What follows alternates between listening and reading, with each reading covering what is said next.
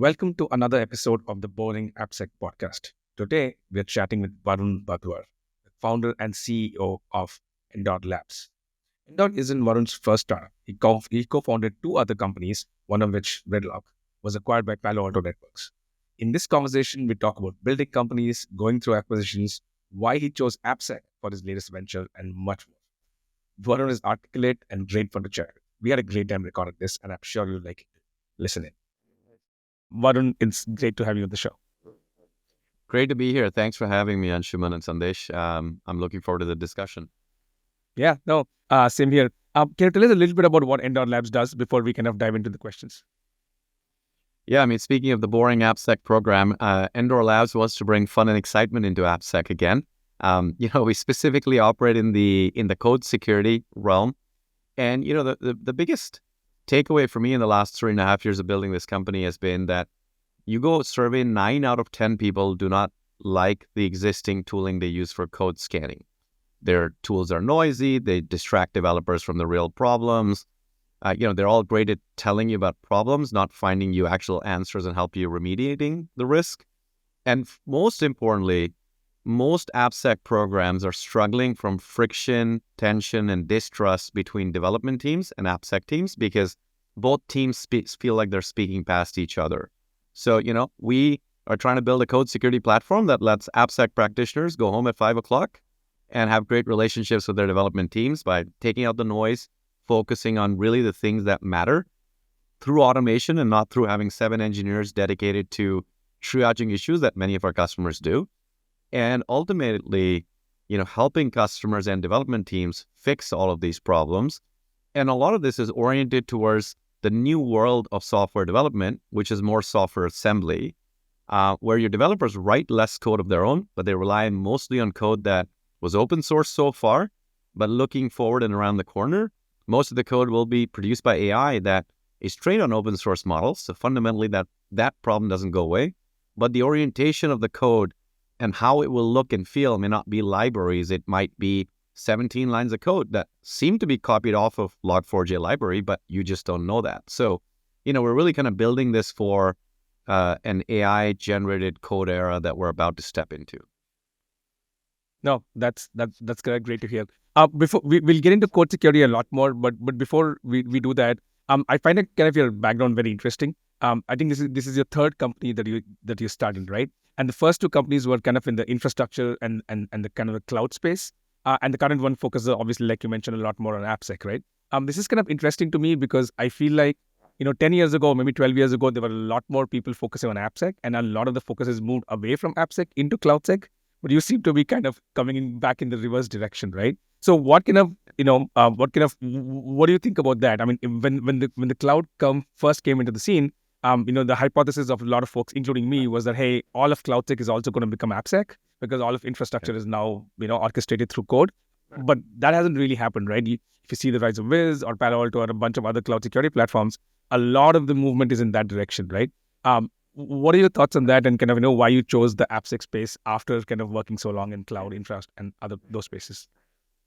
Yeah, look, I characterize myself as a student of the business. If you look at what's common between CipherCloud, Redlock, and Endor Labs, in all three cases, we were looking at tectonic shifts happening in technology. CipherCloud, it was the adoption of SaaS back in 2010. What would that mean to security architectures? 2015, it was Redlock with, cloud, AWS, Azure becoming your data centers of the future. And I think similarly, with what we're seeing here with software development, as I mentioned, there's a radical shift in how we produce software. And, moving forward, we're probably going to have 5x more code produced by the same number of developers, except the AppSec teams aren't about to get 5x more headcount. And to your point, like, how did I understand this problem? Summer of 2021, I was running a 450-person engineering team building and scaling up Prisma Cloud. When SolarWinds happened, it was the first of like everybody paying attention to better understanding what application security, or using the buzzword software supply chain security, meant. And just looking at the tooling we use internally, as I was preparing a readout for our kind of board and management team, it was very clear we ran tools for the sake of checking compliance boxes. Most developers don't action on that data because it's not actionable for the most part. And to me, that was really where the problem arose. Especially we keep talking about shift left, and we were talking about shift left in the context of cloud and containers. But really, like, you got to go shift left to IDEs and developers producing code. And where do they source the code from? Can you give them the right metrics and telemetry and information for them to prevent poor code from even getting checked into a pull request way before it becomes a part of a container getting ready to be deployed in the cloud? And I think the world's going to have two platforms. I think there's going to be a platform that secures your SDLC. This is everything from the IDE till there's a deployable container, call it that. And then there's going to be, okay, I have a deployable artifact. Now let's secure it moving into the cloud. And I think that's where CNAPP is. Obviously, I'm happy to have built something as great as Prisma Cloud to really define the CNAPP movement. But I think the equivalent of a CNAPP is now needed for software supply chain and software assurance. And that's what we're looking to build here with Endor Labs.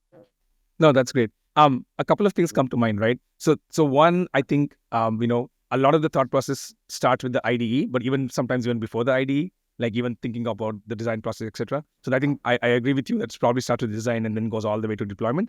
The other thought that keeps coming to mind these days is that, especially with supply chain security or software composition analysis, is that the one weird thing about third-party code is that you may have no vulnerabilities when you deployed this open source package, but 6 months later, the same open source package has new vulnerabilities, right? So that kind of makes it a little weird, because now is that like code security, like SDLC security, or is that something you're looking at in production? So what are your thoughts in general about a lot of these areas like ADR, etc., where you're saying, hey, it's like AppSec, but software related, but kind of meets production, Yeah. right? So, yeah. Look, if I had all the money in the world, I would buy one of everything, because you kind of need it, right? They kind of solve different parts of the problem. But I'll give you a different analogy. Like, we talk about software being software assembly. Let's talk about it in the context of car assembly lines. If you're producing cars in a factory, if you can uncover potential problems on the machine line as cars are being moved, way cheaper to address the problem there than issuing a recall. Unfortunately, go ask Tesla how many recalls they've done on Cybertrucks recently, but how expensive are recalls? To me, ADR ultimately is great at catching things that were missed, but they're going to lead to recalls and extremely expensive remediation efforts. Whereas if you can catch these things early, if you have the right signals to do it, you could prevent recalls, in which case that would be a much more efficient model for you to have. So again, like I think a customer ideally could have both, but I think the bigger question to me is, we spoke about cloud security, how many agents am I going to convince my dev teams, whether it's eBPF or not, pick whatever fancy terminology, kernel modules, user space module, how many things am I going to deploy? And I feel like there's going to be consolidation in runtime. My belief, CrowdStrike and Wiz and Prisma agents will do more and more of the stack, including the application layer, ADR-like capabilities. And you're going to need more and more consolidation in secure software assurance platforms as well, or code security platforms. And so ultimately, I think you're going to have one big platform on this side, ideally, one big platform in cloud, consolidating a lot of these capabilities. That makes sense. Anshuman, did you have something for Varun? Yeah. Not necessarily on this topic, but yeah, just wanting to dig a little bit deep into some of your previous experiences of, building companies and having them acquired. So, curious to know, like for folks who are just trying to start their own companies in the cybersecurity space, if you can share any of the learnings from your experience of, the acquisition of Redlock by Palo Alto Networks. Like, what are some things that you would do it again, or some things that you wouldn't do or you would change about that experience? Yeah, let's maybe split it. I think there's two pretty loaded questions in there. One is around, what should founders think about when they're starting a company? The other is like the acquisition experience. We'll touch on the second one later. Look, I think there's a few things that are important to characterize about the security market. I meet a lot of people, by the way, that want to come into security. They've never been in security, but they want to build and sell security products because from the outside, they believe there's a lot of money being spent here. And I always tell them, like, if you haven't felt the practitioner pain, it's very hard to empathize with what's going on, both as a builder of products, but also as a buyer of products, because, they come in and they say, gosh, first time I walked the RSA hall and oh my God, there's too many cybersecurity companies. I'm like, that's reality, right? Like you should have known that when you came into this space. There's the second piece is, as techies, all of us, the first thing we want to do is build the deepest technology stack that can solve the hardest problem. And sometimes you forget and overlook that some of the problems we face in the industry are still foundational problems. They're the basics. They're back to visibility. They're back to kind of alert prioritization. They're back to remediation. You get into advanced threat detection and things like that. People will get to it later. The third thing is unfortunate reality. I wish the industry didn't work this way, but unless something ties nicely to a compliance driver, chances are it's way lower on the priority list. People just don't have the time to get to it. So I think those are things that we as practitioners in the industry can empathize with, but a lot of outsiders wanting to build security companies miss some of those foundational elements. So I think those are some things to keep in mind. The last thing is it's not the technology building that's the hardest part. I think building distribution at scale is the hardest part. I mean, I think 99% of startups in cybersecurity will be like sub 2 or 3 million ARR.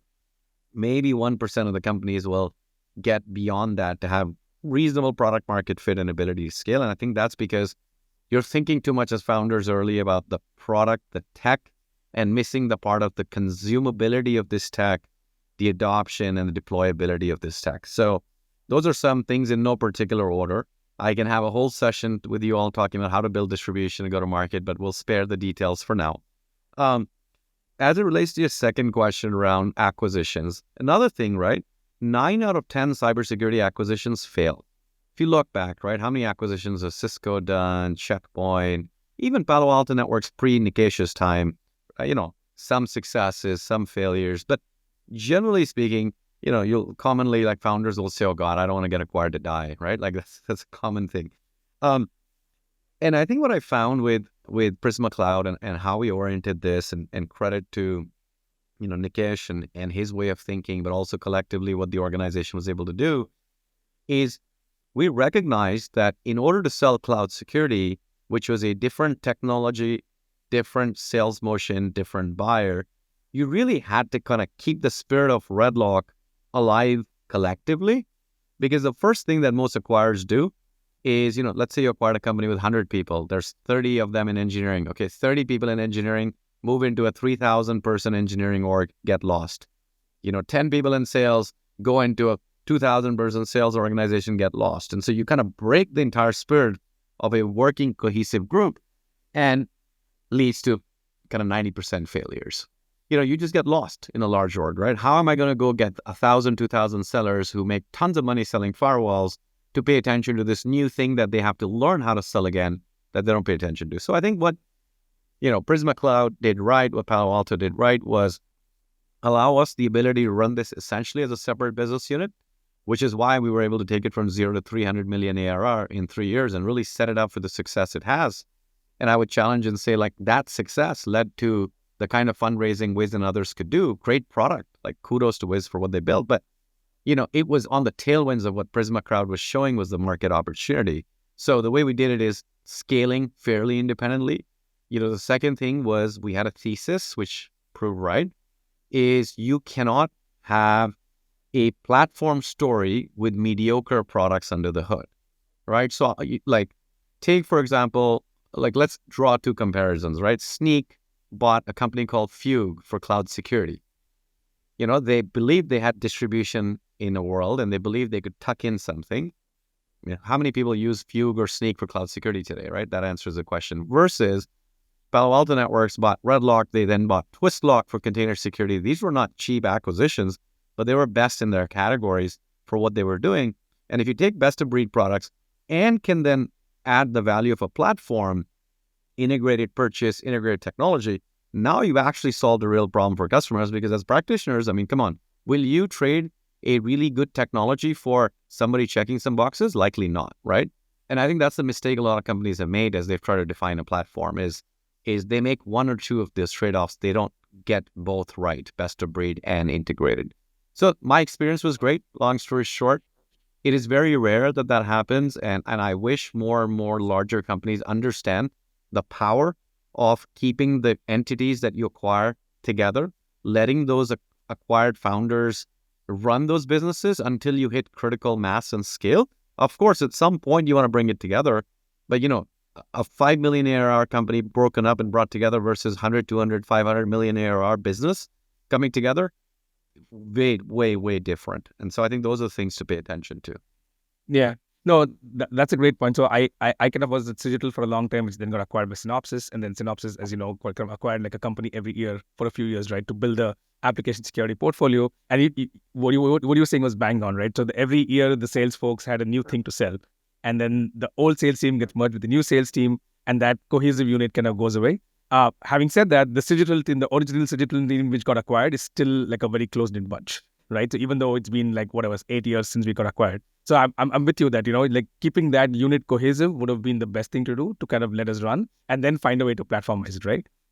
So totally understand where you're coming from. Since you spoke about platform and best of breed, right? I mean, and I know this is kind of like a debate unto death on this, on every freaking security podcast in the world, right? But I guess the one question I do have is that, from a distribution perspective, is it simpler to sell platforms? Is that something that you see often? Or at least as a practitioner, when I was running security at Razorpay, I mean, I didn't really care about the platform aspect. Everything's connected through APIs. You have a business intelligence tool anyway. So what's really the value of the platform was my thought process as an operator. But obviously every company is different, right? So what do you see in the market, right? Is there like a value with platformization, or is it just a bunch of best of breed tools working together which gives you the market share? I think the answer is somewhere in the middle. I'll give you an example, right? Like a couple of weeks ago, we announced Microsoft has integrated and embedded Endor Labs into Microsoft Defender for Cloud, their CNAP. And, we think that's a great outcome for customers, because if you as a customer choose to have kind of a code security platform that's best of breed, and you choose Endor Labs, and by the way, you choose Microsoft Azure for CNAP, then these products are natively integrated for you. You don't have to do the work. So to me, we need to, as an industry, deliver easy integrations and platforms, but I don't think the platform has to be built by one company, because that is where it is impossible for one company. Look, Wiz announced Wiz Code. Great. It's great. For people who want to check some boxes, it'll be fine. But for people that have used, best of breed code scanning tools, in order for them to get more value, they want something even better, not something that's mediocre and integrated, right? So to me, I think the industry, we as entrepreneurs and CEOs need to come together and do a much better job of making sure all of these technologies interoperate well out of the box, and take that work away from customers. But I also think it's a mistake for customers to, for the sake of simplicity in purchasing or integrating, have mediocre capabilities under the hood.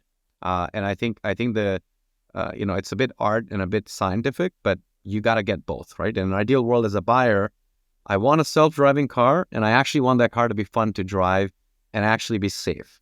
If you said, great, I can give you a self-driving car, but it kind of sucks to be inside, and the interior sucks, and I don't feel great sitting in there, and it's not safe, I don't know if I want that platform. If I can add to this, I think there's always something to say about the other side of the story, where me as an AppSec engineer who sort of is in the weeds every day, right? I think for me, the way I think about platform or tools that can combine into one giant platform is just kind of the ease of integration. So what I mean by that is, even if there are two, the two tools that are best in their class, but if they still cannot operate with each other, if I cannot consume the results from tool one and then feed it as an input to tool two, I think as a platform, that concept gets lost as an idea for me to implement in my day-to-day job. However, if there are multiple mediocre tools, right, and if they somehow work well with each other, and even if that means I can get the compliance checkboxes accomplished with those mediocre tools and build my own platform, even if I'm not paying a vendor to provide me that platform, I think there's still some value there. Curious to know, Varun, how do you think about, sort of companies building their own platform by combining multiple tools, as opposed to buying a platform from a vendor that already has those integrations built in. Yeah, and I think the third piece, to your point, right? If you have to go buy different tools and you have to integrate and they don't work well together, that's onus on you. And that's the piece I said we as vendors have to take away from the customer and make it our problem to solve. Look, I think to your point, it's a question of what maturity level you are at and what are you trying to build towards. I think some customers that are in the stage one, holy shit, we're just starting an AppSec program and my executive team needs us to have these 3 compliance mandates done in the next 6 months. My auditors are going to be here in 2 months, 3 months. I'm looking for the easiest checkbox to pass the audits, right? However, at a certain point, this goes back to my thesis of why I started Endor Labs. Great, we had that, but nobody was doing anything with it. So when you want to start actually improving the security posture of your organization, chances are that those tools are going to be too noisy, or they're not going to have enough context. It's not going to help you remedy things faster. Your development teams will say, you're bringing me all these tickets, like you're wasting, there's a research, I think IDC just posted 10 hours a week on average, $28,000 a year per engineer spent on just managing and maintaining open source repository, like open source libraries and SCA, right? That's the tax on a developer. So when you get to a point where now you're having a bottom line conversation of what value did you, the security team, bring to the organization besides the compliance checkboxes, there'll be blank stares in the room unless you can really show incremental value. And I think fundamentally, most AppSec teams need to start thinking about themselves as not just what did I do for compliance and risk reduction, but what am I doing now to enable my business to run faster, to ship product faster? And I think if every single morning we wake up and ask ourselves that question as introspection, what am I doing the week? What am I doing next week? That will help us drive faster, be more innovative as a company while being secure. I think we're going to end up with the right outcomes as an industry. I think if we kind of orient ourselves too much to audit-centric outcomes, then yeah, we'll be fine. But I don't know if the risk will improve in the industry as a whole. Yeah, I think that's a fair point. Unfortunately, I think based on my personal experience, compliance always takes a priority. So even as me practitioner, if I'm trying to make a case for a vendor product that I think will provide value to me as to me and my team, more often than not, what I've seen is the question gets asked is how is it going to help us in the compliance story, and then if there's not a compelling case, then so I hear you. I think that makes a lot of sense. In fact, a lot of our conversations now with customers are exactly that. How will Endor Labs help you accelerate FedRAMP and do it more efficiently? How will Endor Labs help you meet the NIST Secure by Design or CISA Secure by Design kind of mandates that you have now, amazingly committed and put a pledge on? How do you want to get the SALSA level 3? Great. What are the controls and automation you can bring? Because to your point, in a sales and go-to-market perspective, we have to be able to sell you that value, because that's how your organization will find funding and prioritize this. Yeah, that's fair. So, Nilesh, do you have any follow-up questions to that? Before I mean, not really a follow-up question, but just a comment that in the end, compliance is kind of like a sales enablement for an operator too, right? You can't sell to other customers if you're not compliant, right? So therefore, when I'm buying a cybersecurity product, the primary goal may be compliance, but at some point, the cost of bad security catches up with you. And I think that's kind of when there's kind of like a shift in the curve of, folks really caring about security. Just switching gears a little bit, something you said kind of like caught my eye, right? So Vivek Ramchandran, who's the founder of SquareX and Pentest Academy, said something very interesting. I hope I'm not misquoting it, but I did hear him say it, that, first-time founders focus on product, second-time founders focus on distribution, and third-time founders focus first on finance and legal, right? And you spoke a little bit about kind of like thinking about distribution as well. So, I mean, what recommendations do you have to founders, first-time founders like me, though I've been an operator for a long time, to kind of think about this product versus distribution angle, right? Especially in an industry like cybersecurity, which is so global in nature, and has so many different industries to kind of cater. Yeah, I certainly agree with his first two motions. I'm not sure I agree with the third one, which is on the third time focus on finance and ops, because you try to optimize too much on expenses and operating model, you lose sight of what you're trying to do. I think there's a place and time to do that. But yeah, generally belief is, start thinking about customer adoption, work backwards. Like if versus saying, hey, like, look, I see this problem. Like, I can really build this hard technology, like this complex piece of technology that can catch every thread in the network. But it's like, if you look at the bell curve, like, how many security incidents still start with a phishing attack or social engineering attack, right? And so security is still about the basics, or secrets being leaked, or, vulnerabilities being exploited. It's not advanced malware. Like, look, I sell a product where customers want to know about catching, malware in open source libraries. Yes, it is a problem. It is a problem we solve for. But how many times does a customer want to buy my product for that versus 99% of the times it's vulnerability, compliance drivers, blah, blah, blah. So start with the customer buyer perspective. And I would say don't lose sight of both UX and DX. If you are building a product that's at the heart of software engineering, or a shift left product, the user experience for the AppSec persona, very important. But even more important is the developer experience. And the best AppSec products today are AppSec products that the developers don't even know are operating under the hood. So my thesis is, they should be natively integrated into your Git workflow. Like, you should never, as a software developer, have to log into Endor Labs platform to see stuff. The data needs to surface where you're working. So I would say that the distribution, but I would extend to usability aspects of the product, because if you have ease of use and you think about how are people going to adopt it, how am I going to scale it in my enterprise, right? I'll give you an example. First year of Endor Labs, when we built reachability analysis, we said, like, you got to put this in your CI/CD pipeline. And once you do it, that's the perfect place to look at all the build, and you have all the metadata and insights to have the most accurate scan. True statement. But if you go into an enterprise and think about how many pipelines they have, and yes, in theory, an AppSec engineer should just be able to plug something in. That's not how it works, right?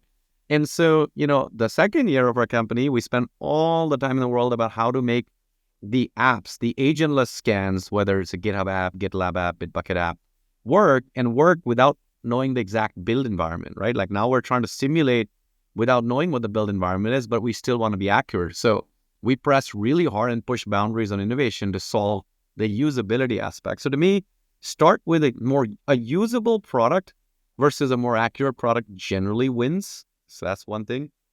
And yeah, distribution, like, how do I get it, right? There's 5,000 companies vying for the attention of folks like yourself, Anshuman, on the other side, to get you to take a call in a demo. But a lot of what you want to buy is you're buying from what your peers are telling you they're doing, and you're buying based on your reading content, right? You're a self-aware buyer that wants to understand the technology, understand the technical merits. And, I think all of us have seen how much vaporware exists in the cybersecurity industry for marketing, right? We coined the term, not coined, but we essentially made reachability analysis a core requirement for SCA. Now, every SCA RFP out there generally has that as a requirement, but there's 7, 10, 15 vendors. Everybody claims reachability. Now, you dig into the details, you'll get the answers pretty quickly about how good reachability is for the other folks, but it's there, right? So how do you, as a buyer, buy through that noise? And I think for us, for example, a lot of our marketing is content written by technical engineers on our side, not marketing folks, right? So because you want to study that, understand that. We also think communities are important.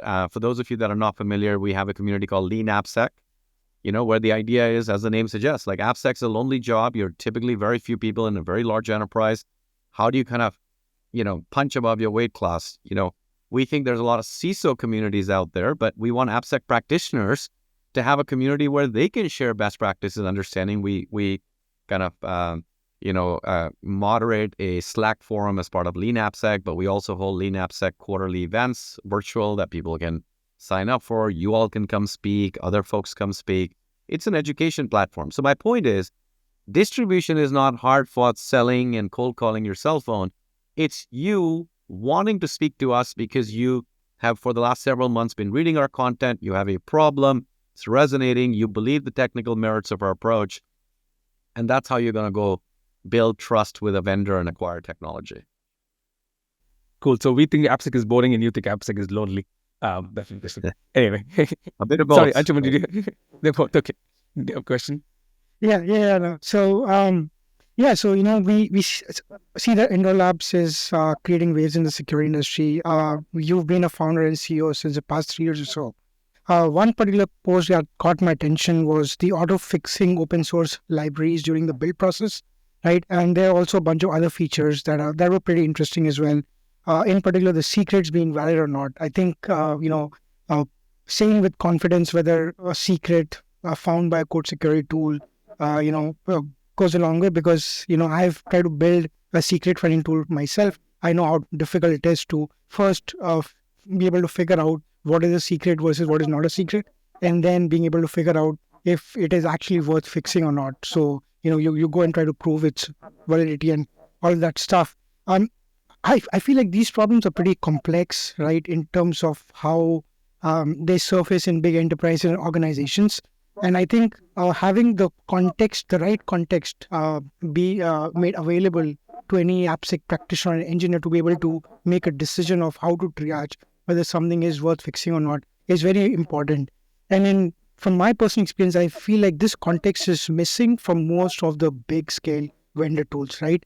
So I'm curious to know, hear from you, like, what are your thoughts on these complex problems, and how do you think about providing context as much as possible to practitioners, to engineers, to be able to make an informed decision of what do they want to do about it? It's a great question, right? And unfortunately, most security companies, and the reason I said 9 out of 10 code security platforms are disliked by their users is because they checked some boxes. They didn't pay attention to actual experience, usability. And the part I mentioned initially, you said, like, what is Endor Labs? I said, we want to be the code security platform that lets AppSec engineers go home at 5 o'clock and spend time with families. We believe automation to drive down a lot of noise in the system is the only way to do it. So let's talk about the detection pieces you were asking about, the noise reduction, then we'll talk about the remediation as well. So if I think of it as a funnel problem, right? Which is, first and foremost, I need to have the most accurate bill of materials of what's happening in my software. The industry of software composition analysis, or SCA, has primarily just focused on your packages from Maven, PyPy, NPM. The reality is, think about how many things your code depends on that your developers didn't write. Now there's Hugging Face with 1 million models. That aren't they dependencies? Like, why would you treat them differently? What about GitHub Actions? GitHub Actions bring arbitrary code that is TypeScript in most cases that brings in dependencies. Why is your SCA tool not catching it? Should it not? So in principle, first and foremost, we want to be able to bring in the coverage of everything your code depends on, and not just the old-fashioned terminology of what is a dependency, right? So we got to fix that, and that will give you a more accurate bill of material of what's going on in your environment.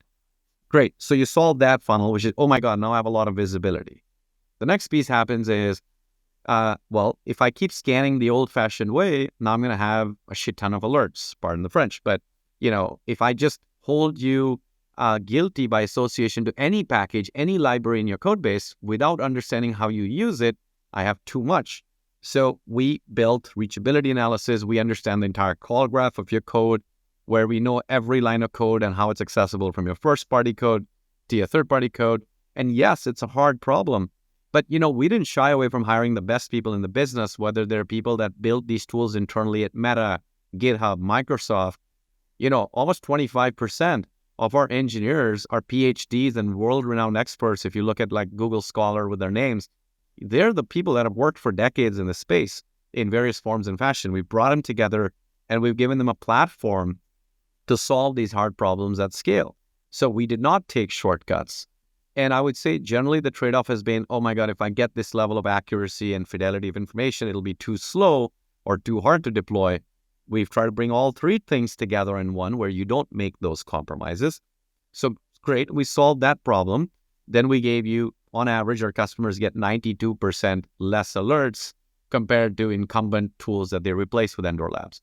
Great, but what we found then is even when you only had 8% of your 1 million alerts to fix, that's still a lot of work for developers. And we went and tried to better understand what is it about it that's hard, right? Because if you believe what I call the Dependabot model, if you're a modern kind of environment, Dependabot tells you upgrade to latest, you click the PR, auto PR approved and go. But it's not so simple. And why it's not so simple is none of these tools do an impact assessment. If you hit the button and approve the PR, here are the API breaking changes that would be introduced. Here's what would happen with your code that needs to be tested for or accounted for. Nobody does that, right? So we we marginalize the developer's work in some ways. It's offensive to them to say, hey, I said I use Sneak and it gave me an auto PR. Didn't I just do your job? It's like, no, because you didn't understand the impact of clicking the yes button and approve button, right? So the third part that we've been really invested in is remediation. And for that, we think, one, you need to do this impact assessment work for engineers, right? So if I move from version 1 to version 1.5 or 1.8 or 2.0 or 3.0, because normally it's not one path to upgrade. There could be 30 different roads to an upgrade. Which is the best road? We think of it as, I need to give you the Google Maps directions with traffic analysis to say here to here, take this route. It's the least risky and fastest for you to get there. So we build upgrade impact analysis. But, now let's say you have Jackson Data Bind, and there is no easy way to upgrade Jackson Data Bind. I'm sure many of the listeners here have Spring in their environment. Same problems, right? Your development team will say, well, this will take a year or 18 months. You have FedRAMP compliance that says you got to fix it in 30 days. What do you do? How do you rationalize this? So what we did is we learned based on all of this environment and infrastructure we had built for reachability analysis, for vulnerability prioritization, and upgrade impact analysis, that we can remove a fix from a new version of a library, backport it to the legacy version our customers are on, separate the security fix from the feature changes, and just bring the vulnerability fix as an Endor patch to you on the 5-year-old version of Jackson Data Bind you're on. I take your problem away. Engineers are happy because they don't have to migrate for the sake of migrating and appeasing security requirements. And you get your green bill of health because you eliminated the vulnerability.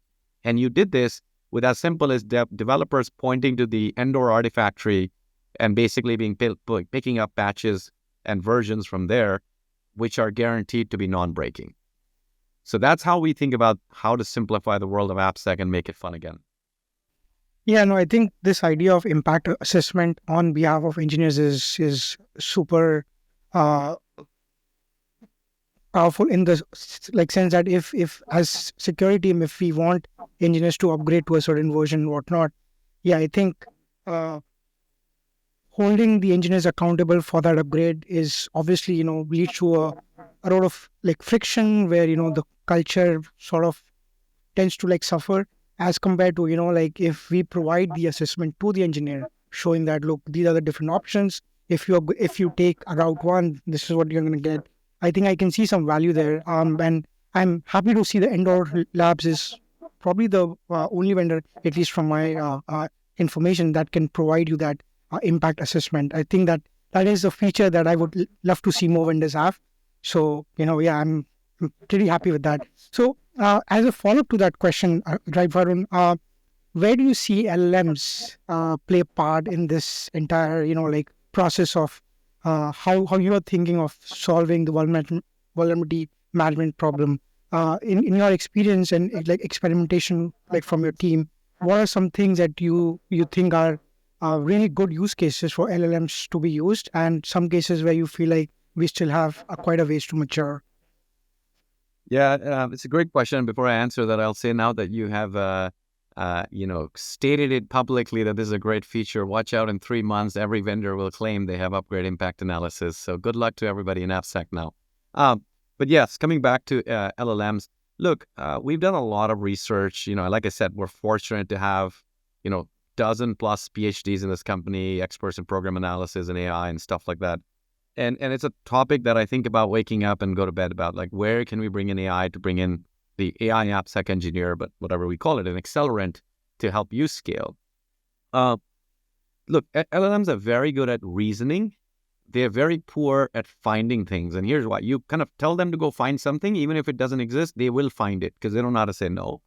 And the second thing is providing the whole context of your application, whether that context lives in Confluence and wiki pages or in Swagger documents and other things, is the most important thing to have. So there's a lot of startups out there that basically claim to be AI assistants, and you go peel under the hood, and what they do is they'll call a foundational model, Cohere, OpenAI, whatever, and they'll just pipe your pull request, get a result, and say that's the problem. And it's just not the right use case. I think the right balance is, let's not look at it as either AI or rules. I think it's a combination. You need a lot of rules and curation because, if you think about application and having an AST of an application and the context you could drive from there with certain rules.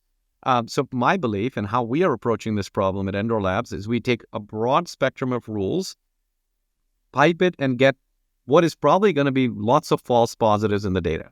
But we don't expose that to customers.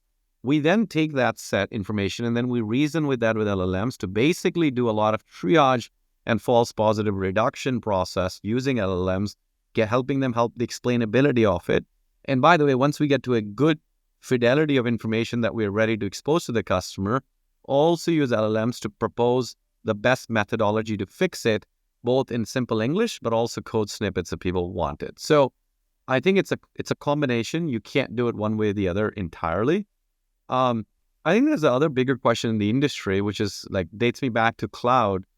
Like today, I think that the big unsolved piece is, are large enterprises going to accept vendors just piping their proprietary information, including their code, into our models? Or are you going to demand that we deploy these models in-house for you under your control and promise not to train our models in your data? So I think there's a lot of general policy and governance that needs to be figured out. I'll give you another example actually of a slightly unrelated problem, but let's think about a completely new avenue of issues we're going to have when AI generates software for us in our enterprise, right? License issues. So you asked for a prompt, it gave you code. You have no idea where the attribution is. Is it from an Elastic restricted library? Is it from a Apache, GPL license? Who knows? There's no attribution. So from a license governance perspective, the question is, how do I know? There's a second, even more interesting security problem here, which is I get 17 lines of code. These 17 lines of code are from a library, but there's no attribution. Like it's almost like vendoring the library because it didn't import something in my POM. I have the lines of code. Now, tomorrow there's a CVSS 10, like really bad vulnerability in that library. My SCA tool doesn't even know I have that library because it's not a library. It's pieces of code that are still vulnerable. So this falls in between an SCA and a SAST problem. Like neither tool solves it. It's a library vulnerability, but I have no library related to that in my inventory. How am I going to solve this? So, this is as a little bit different to your question. This is more of what happens when AI starts generating code, but we have these new emerging set of problems that we'll have to address. And obviously these are things that are top of mind for us. Yeah. I just have I just have one follow-up question to that. So you mentioned that LLMs are good at reasoning and they're not really that good at finding. However, we've seen companies like Expo, and I think there's another company I saw, ZeroPath, that they're actually finding CVEs in open source libraries and SDKs. So I think there's some aspect to LLMs where they can be good at finding stuff as well. So the example that you just gave, right, where if you're just kind of taking some lines of code from a vendor library, so your code or your system doesn't really know that you're importing it from a library, and also, the SaaS tool might not be able to find it. Do you feel like there is some potential for LLMs to find that vulnerability, even though your SCA or SaaS tooling is not capable enough to find those things? Yes, and we are absolutely working on that, and we look forward to launching these capabilities in the new year. Got it. Cool.